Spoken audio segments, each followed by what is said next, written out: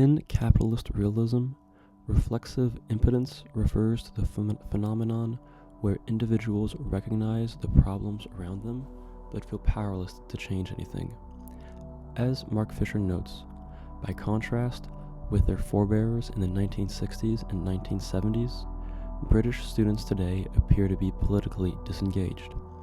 While French students can still be found on the streets protesting against neoliberalism, British students, whose situation is incomparably worse, seem resigned to their fate. But this, I want to argue, is not a matter of apathy nor cynicism, but of reflexive impotence.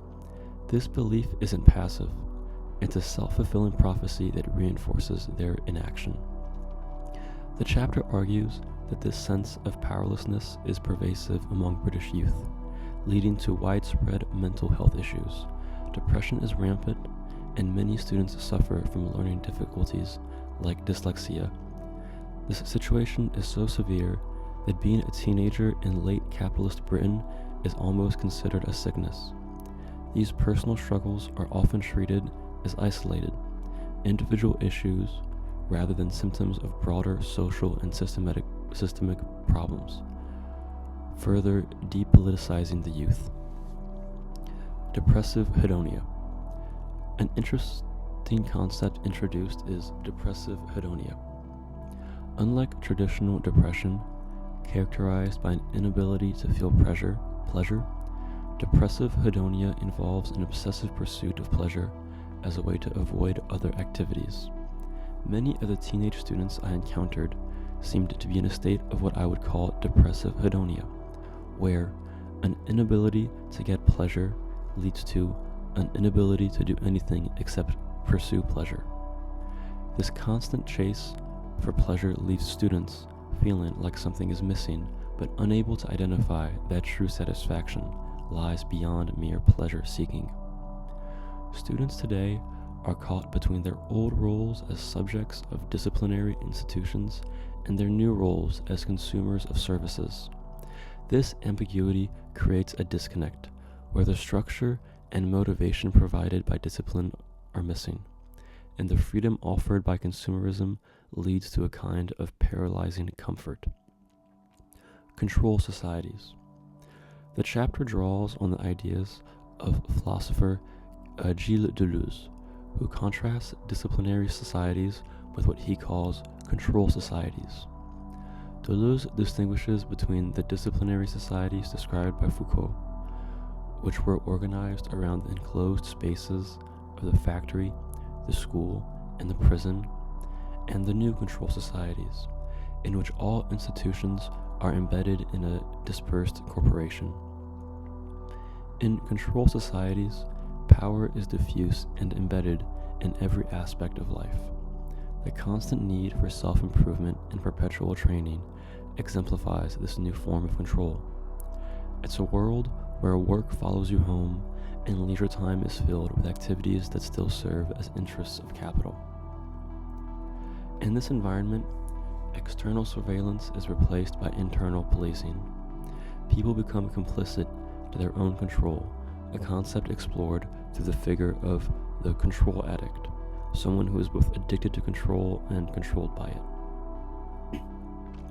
The breakdown of discipline. In educational settings, this shift from discipline to control is evident. Students exhibit a lack of traditional discipline. They are constantly distracted, consuming snacks, and slumped over desks.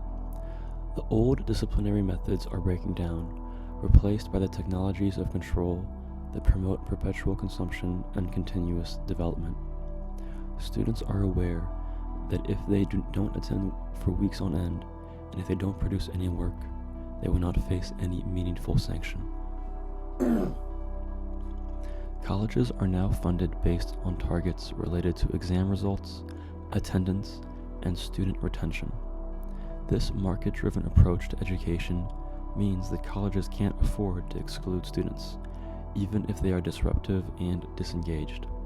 As a result, students often don't face meaningful consequences for their lack of participation, leading to a decline in self-motivation. The impact of consumer culture. The pervasive consumer culture also impacts students' ability to focus and engage. They are so accustomed to the instant gratification provided by digital media that they find traditional forms of learning, like reading, to be unbearably boring. It is not so much the content of the written material that is the issue here. It is the act of reading itself that is deemed to be boring. What we are facing here is not just a time-honored teenage torpor, but the mismatch between a post-literate new flesh that is too wired to concentrate and the confining, constant traditional logics of decaying disciplinary systems. To be bored simply means to be removed from the communicative sensation stimulus matrix of texting, YouTube, and fast food, and denied for a moment the constant flow of sugary gratification on demand.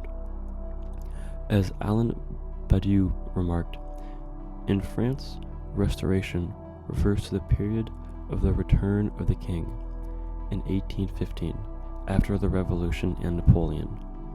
We are in such a period. Today, we see liberal capitalism and its political system, parliamentarism,